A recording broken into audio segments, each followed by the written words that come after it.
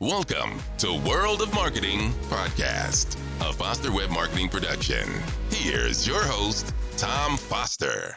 Hello, everyone, and welcome to the World of Marketing, where I, Tom Foster, talk with legal leaders about marketing mindset and the growth of law firm businesses. This episode is brought to you by my company, Foster Web Marketing. Since the internet was born, Foster Web Marketing has been the premier provider of customized websites, marketing, videos, and strategic marketing solutions for elite law firms. Our unparalleled web technology and marketing systems set the gold standard in the industry, catering exclusively to a discerning clientele who demand the best. Partner with Foster Web Marketing to experience uncompromising quality, cutting-edge technology, and exceptional service. Visit fosterwebmarketing.com to discover how we can help you achieve your most ambitious goals and solidify your position at the forefront of your field. Today, it is my great honor to have Bondi, who is a communications catalyst and author of Ask Like an Auctioneer, How to Ask for More and Get It. In her communications work, she coaches VC-backed founders, executives, and ambitious professionals to speak powerfully when stakes are high. After training as an auctioneer, Dia translated the strategies she learned from the fundraising auctioneering stage into a program, a TEDx Talk, and a book with a goal to help 1 million women ask for more in their career and life. Wow, that's great. I can't wait to hear this backstory, Dia. So great to meet you. Thanks for having me, Tom. Hi, everybody. Thanks so much for getting on the show and talking to me and my people. It does have a backstory. It's sort of an odd combination, a lifetime as a leadership communications coach and like smashed together with this auctioneering approach to help folks get a little more when they go to make the asks that matter. It was like, it's two great tastes that are unlikely to taste great together, but they do. Yeah. Well, you're obviously an extrovert. So this is, this comes easy to you, right? No, nothing comes easy to me, Tom. No, it seems very much that it does. I know it's a problem for me, actually. I often get the feedback, like, oh, I wish I had your confidence. I'm like, this is just, it just feels like that to you, but I'm faking it. I'm not faking it, but I'm making it up as I go. And I think I present as confident because I'm really committed to like my developing the skills and like getting the at-bats you need to be able to like do a good job when it's time to do the good job, Yeah. Well, fantastic. Well, I love your energy. And so tell me how you got here. Tell me your background. Tell me your history. Which part? All of it? Okay. So I have been, a leadership communications coach for a really long time. And have had I cut my teeth doing trainings, what you think of as, communication skills trainings in large organizations. Intel was one company I spent a lot of time cutting my teeth with, traveled all over the world for them, teaching their managers and leaders how to tell a great story. Storytelling wasn't really, you're a marketer. Storytelling is the modern day language of how we talk about communication. And in those days, early 2000s, like storytelling was really like for actors and for theater. It was not, corporate storytelling wasn't the zeitgeist, and now it is. And, over the course of my career, the stakes have gotten higher, and I've worked with more and more folks across more and more industries. And in the last decade, I had a great chance of helping. As we're recording this, we're right toward the tail end of the Summer Olympics. I had the chance to work on the Olympic movement a lot. I helped Rio de Janeiro win the right to host the 2016 games, worked with Turkey's bid for 2020, which we lost to Japan. I've worked in the Commonwealth Games, the Pan American Games. These are all, you want to talk about high stakes communications. These are bid leaders at a time when, this story's going on too long already. At a time when bidding for a games was like a real competitive job. Now, if the IOC has a harder time getting a city to put their hat in the ring, right? And I've had a chance. So high stakes is where I live. I love these moments, and I work mostly with VC-backed founders who are usually like Series B and beyond in series and senior leaders. And I took a sabbatical. I love that work, but I took a sabbatical because everybody needs a break. I do. And it just I took a year and I was like, I want to learn something new and weird. And my husband, who I've been married to for 20, I guess this year will be 24 years. We met in high school. So that's part of my story. He said, hey, remember that thing you said you'd do? So 8 years before that, I had the chance to be the auctioneer for my kids' preschool fundraiser. We were in a preschool co-op, and all the other mommies and daddies and caregivers were like, I'm not getting on stage. And I was like, well, this is what I do for a living, so that's fine, I'll do it. And I had so much fun that at a dinner table not long after that, I had threatened that, like, one day I'd actually learn how to auctioneer for real, And so during my sabbatical, my husband was like, maybe now's the time you do that. And I was like, oh yeah. And I Googled it, and turns out there's a thing called auctioneering school. And so I know. And so I live in California, in the Northern California, and I got on an airplane and I went to Missouri and I went to auctioneering school for 10 days. It was like me and 100 cowboys, learning how to auctioneer just about anything and everything. And it's just sort of like a tip of the hat to like curiosity. You think that's funny, Tom? I love it. You went to auctioneering school. I didn't know there was such a thing. I thought it was like passed down from generation to generation. It is. Like me and those other 100 cowboys, like I don't have I grew up in a sort of an X Games family. Surfing and mountaineering was our thing. Nobody was auctioneering anything, but all those other folks in the room, many of them had grown up, in at the fairgrounds and in 4-H, and their daddy's daddy had been doing live auctions for livestock, as well as, the local garage sale or junk sale or whatever. It was generational for them. For me, it wasn't. When I got back to the Bay Area, I was like, what am I doing with this, Tom? What am I doing with this? It's not going to be a job, but I was like, oh, I know. I want to put on a nice dress and turn this into an impact hobby. And I'm very interested in advancing women and girls. And so I was like, let me turn this into what I call an impact hobby. And I started doing fundraising auctioneering for women-led nonprofits and nonprofits benefiting women and girls. And 30 auctions into it, I was like, oh my goodness. The things I'm learning at the front of the room here is so relevant to the way we tell a better story and make a better ask in our careers and businesses.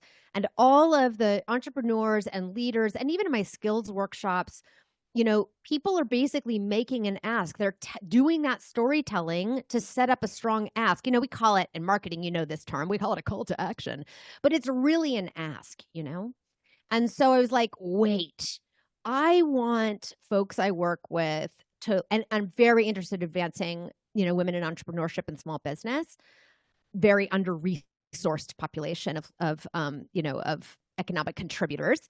And I was like, God, if I could just teach folks how to do what I'm learning how to do, but in the context of business, I was like, I don't want to stand up like an auctioneering school for girls. That's not what this is. I don't want people to be auctioneers. I want them to just ask like an auctioneer.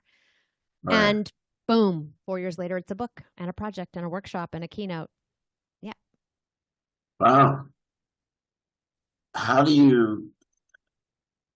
First of all, tell me what kind of clients you're attracting. And I want to know, like, how do you teach? Do you now teach people to do this? Or do you just teach people how to take this experience and how you implement it in their business? Well, I only take a few private clients at a time. So my private clients right now are VC-backed founders, Series B and beyond, and they're not coming to me to learn how to auctioneer, to learn how to ask like an auctioneer. They're coming to me because they're heading into their next fundraise, because they're now, going from being a product person to having to lead a larger team that is in market, that has customers, generating revenue, and they're having to, for lack of a better term, speak like a CEO, not like a product person, and level their voice up in the world so they can have the impact that they want. Now, I do, though, when I think about my clients for all things directly ask like an auctioneer, these are, events, learning opportunities for small business, sales teams, organizations and individuals who run SMB, in the SMB space to use these frameworks in the way that they think about using asking as a success strategy in their businesses and life. So we know one another because your brother was in my audience. And it's not that I'm teaching people how to be an auctioneer. I'm teaching a very specific mental model for what it means to how we can ask for more. And then I share sort of 9 insights that I got from the world of auctioneering that anybody can use to find the courage to go ahead and ask for more when they have the opportunity to, or they create the opportunity to. Does that answer your question? I hope it does. Yes. Now, that doesn't mean that I'm not using it in my private client engagements. This last month, one of my private clients got himself involved in a secondary deal that was happening between his two of the Series A as investors in his business. And he needed to make some very big asks, and he needed to tell a great story to make it possible for those big, huge, what seemed like intimidating and scary asks to come all the way true. And we borrowed from everything in my book to help us do that. And he successfully landed that deal. Oh, that's cool. So people come to you, so I could come to you and say, hey, I want to pitch this deal to this guy, to this company, or I want to buy this company, or I want them to invest in me. And you can help me with that pitch. Put together, tell a better story and make a better ask. That's great. That's good to know. I can use you. Look, myself. Hey, I love that. And I think that's great.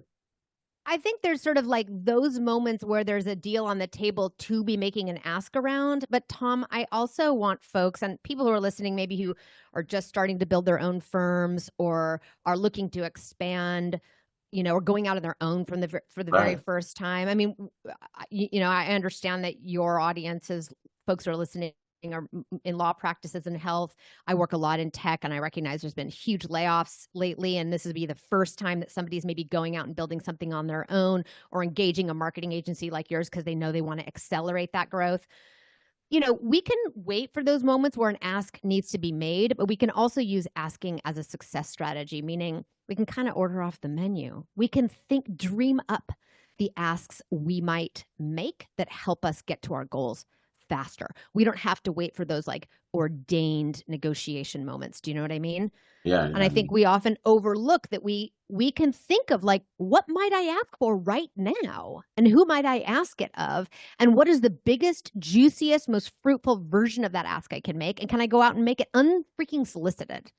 This would be useful too, though, for a lawyer asking, in dealing with insurance companies, asking for, settlement money. This would be good for negotiation help to jurors. You know what I mean? How do you influence a jury? Sure. Especially the tell a better story part. Have you ever done any of that? Have you ever done I don't usually work with folks who are thinking about applying this in courtrooms. What I'm very interested in is I'm more interested in helping folks expand their own practice and, expand into new domains and new markets using asking as a success strategy in their own professional communities. It's like, if you have a goal in your business, how can you think about the asks you might make that help you reach those goals, grow their influence in a particular market, for example? I see. Yeah. So if somebody wants to start a new practice area, how they would market that. Yeah. Or like, what asks might you make to help you grow your reputation in that particular domain tied to that new service line, But you can just come up with another campaign too. That's like a different kind of campaign, Or you pair it with a campaign. I mean, right. You pair it with a campaign. So, I'm very interested in a founder's voice as a big tool. What can you do with your voice and the asks you individually make of your professional community, paired with, of course, an activation or a campaign around that? But you as a leader and as a founder, you are part of that campaign. Your voice has a huge role in that. So do you,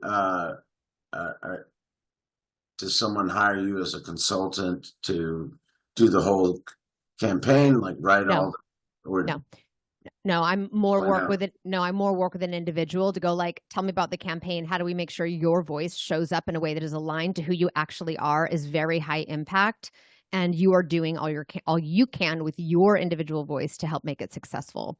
So it's kind of like bridging the strategic platform of that campaign to your individual founder voice, such that you can amplify that campaign, whatever it might be, whether it's a product launch or a services marketing campaign, but also in a way that helps us go, who's that? Oh, I see you. I know who you are. I know what you're after. And I know why you're here. So you add like that sugar, that filter on top of whatever campaigns somebody has going on already. Yeah, sure. I mean, what is it now? It's August. September's coming up. I help a lot of executives at Dreamforce get ready. Dreamforce, for folks who are listening, is a big, huge technology conference that happens in San Francisco. It's much like CES or, HubSpot's annual inbound. And, my job in that moment is to go like, look, I understand what products you're launching. I understand what the messaging is around those product launches or expansions into particular markets. But an individual executive needs to bring that to life on stage in a way that doesn't just parrot the talking points, but actually helps us understand who they are and establishes their voice as a leader with those customers in that domain, in that market. So I'm like helping a leader bridge those two things together. Cool. Why don't you tell me about one of your best experiences, like one of the best deals that you did? Well, the one that comes up for me is not one where a deal got done so much as a great voice came forward. Tell that. So I had the great chance to work with this was a while ago, I had a chance to work with a gentleman who was at that time an OBGYN surgeon who was working. He had built sort of an alternative model for a hospital and healing center in the Democratic Republic of Congo. It was a new model at that time. And he had an opportunity. He was going to be receiving a lifetime achievement award, Mm-hmm. and the UN was in the room. And his world is all about combating sexual violence as a weapon of war. Not to be dark in the room, but here we are, You asked me a question, I'm answering. And he's seen some really heartbreaking things, like very difficult things, and is a crusader for stopping sexual violence and dealing with it, in the world. And at this lifetime achievement acceptance speech, we were paired together to work on making sure that his 3 minutes in front of the room were the most compelling 3 minutes for the room, such that he would move them to action. He would get the attention, time, resources, initiatives, policy, attention of the people in the room. And in our conversation before the evening, it was a very buttoned up kind of evening where the event folks had written all of the remarks that he was to deliver off of a teleprompter, right? So it was a very like constrained environment where every single word had been edited by producers and it fit in with the strategic platform of that day's events, and it was very tightly produced. Oh, wow. Yeah, I mean, some of the environments that I've worked in these spaces are very like, think of like a UN summit, and that's what it looks like, And we got together, and I was like, this man is so incredible. He's so high impact in the work that he does. The remarks have been written by somebody else. How do I help him show up in it? And this is what I mean by there can be a campaign, but there's still like, I want to hear who you are. Sure. Because I believe, right. Yes, I believe that we are our most powerful when we speak from who we actually are, even if you're using somebody else's words. You got to get somebody to believe in you, right? You got to get just to believe in the cause. Yep. You have to bring it to life with your unique voice. Right. So, I remember feeling so like, I don't know, like in awe and kind of intimidated by this person, just because the kind of work that he does in the world is a kind of work that I could never imagine being in the middle of because it's so difficult, but also like the kind of impact he had was just huge. And he was just charismatic and beautiful. And it was just this like moment where I was like, what can I do to help this man be successful? And I asked the question like, okay, what is the one thing you're most afraid of in the 2.5 minutes you're going to have in front of this audience?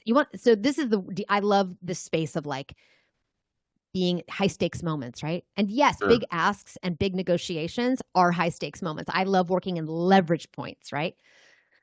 And he said, I actually made sure that his entourage was not in the room. That's another thing that's really important in my coaching work is that like the entourage is not there. And he said, oh, the thing I'm most worried about is that I'll actually like cry in front of the room. Like this is so tender for me. I'm nervous about that. And we at that moment had a decision to make about whether we're gonna let that be a possibility or if we were just gonna shut it right down.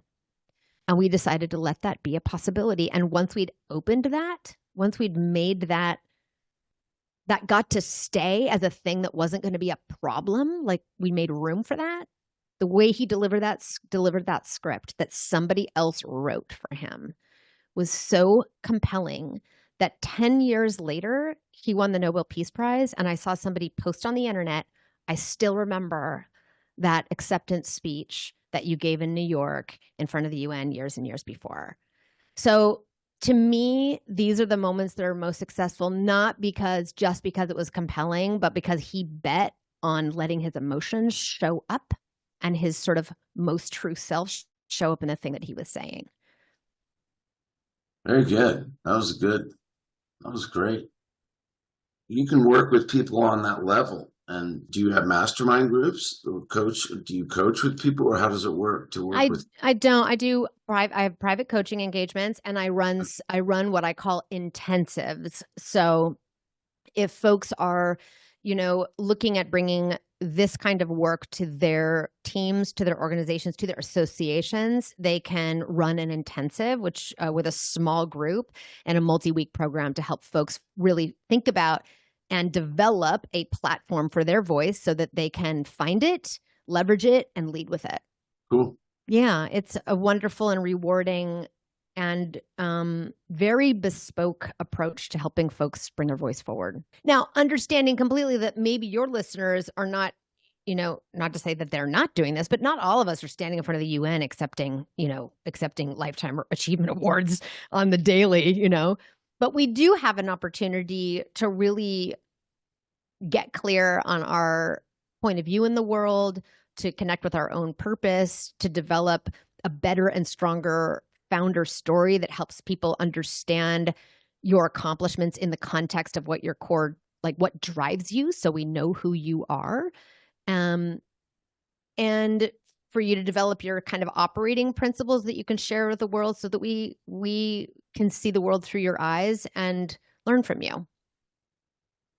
It's very cool. It's very cool that you're doing this and that you're helping people in this way. Yeah, it's a psychology, really, when you say. I mean, I am not a trained therapist, so I like but it's still you're teaching people how to think.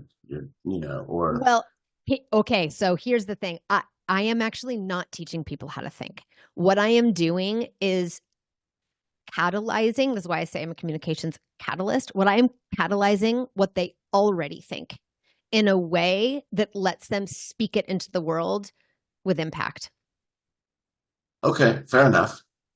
You're finding, their skills, what they're good at, so they can broadcast them, and you're giving them the platform to do it and the confidence to do it and the structure to do it.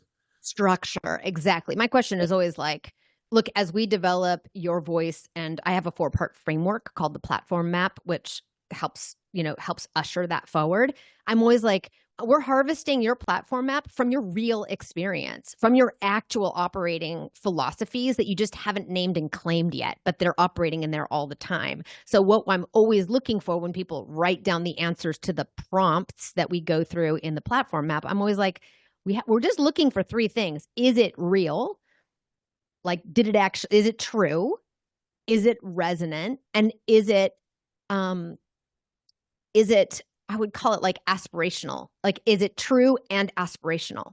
Because we're not always our highest selves all the time, right? Like, we can have an operating philosophy and it can fall apart from us. Like, being able to live it all the time is hard. So is it real? Is it true? And is it aspirational all the same time? And if people can say that, then they know that they've named and claimed something that is theirs, that they can believe in and speak to and speak from. Yeah. And that is, it's double the impact, because people will embrace that a lot more. That when people are speaking from the heart, other people just recognize that. They tune into it better. And then also they'll be able to deliver it better because it's coming from their heart. Right? So you are making me so excited right now. I did a brand exercise, and for anybody listening, I don't know, Tom, if you do this in your organization, but when you're putting together a marketing strategy, having like a brand that informs that marketing strategy is important. And I did a brand exercise a handful of years ago, and the folks that I did it with were amazing and genius. And the thing they came back to me with was, because I had a hard time articulating, what is it that I do in the world? And they were like, well, three things. One, and it's turned into really my mastery model, which is one, to like actually have the courage and find the courage to speak from the heart. And when we can identify what it is for us uniquely to speak from the heart, it is so much easier to be courageous about it. Two, to be in control in the moment so that you kind of know what you're about right in the middle of a high stakes moment. So you can always come back to that. And then the third one is to actually have a friggin' impact on us. Like, if you can do those three things, you're really masterful in front of us. And you might be the voice of a marketing campaign that can help that marketing campaign come alive. You as a founder have a role in it. Yeah, 100%. It's got to be from that. Those are always that's what everybody's always interested in the big companies, Mm-hmm. You name it. Mm-hmm. Elon Musk, everybody's fascinated with his companies, but about him personally, right? And yeah, take on things. Steve Jobs and Apple, right? You name it, any company. 100%. I mean, and I think Sarah Blakely, just to add a woman into the mix, Sarah Blakely also, I mean, this is something I say, and I want to remind my founders and maybe your listeners that your voice plays a role, and you're not just delivering talking points tied to your brand strategy. You have a unique voice in your domain, and your role as a founder or CEO leader there is to lend your voice to the venture. Yeah. In a meaningful way, and such that you're actually distinguished from it. You're not just a mouthpiece for it. You are separate and distinguishable, but lending your voice to it. And that's what I mean, where I help individual leaders like bring their own voice to life, to activate the campaigns that they might be, road showing, so to speak. So when is your next event? If folks are interested on when we do an open public, we don't have an open public intensive on the calendar right now, but you can go to diabondi.com and get on our mailing list. You can sign up for my monthly newsletter called The Shift, where you get one perspective shifting idea to help you speak more powerfully. And that's where our open public enrollments will be announced. If this is something you would bring to your team or to your organization, you just reach out to us directly at hello@diabondi.com. We can talk about bringing it to your teams. Okay, so people can go to diabondi.com and we'll put all the links down here. Great. More information about you, but this has been fantastic, and it's been great to get to know you. And I look forward to meeting you in person at some time in the future. Let me know about one of your intensives. Yeah, I mean, I would love to run with a group of with a group of legal professionals who are expanding, recognizing that now's the time for them to use their voice to expand their practices in new markets or the market that they're already in. Don't, again, put one together. Yeah, maybe we could. That'd be wonderful. All right. Okay. Well, Dia, thank you so much. Everybody, it's been Tom and Dia on the World of Marketing. You guys have yourself a fantastic day, and thank you so much for tuning in.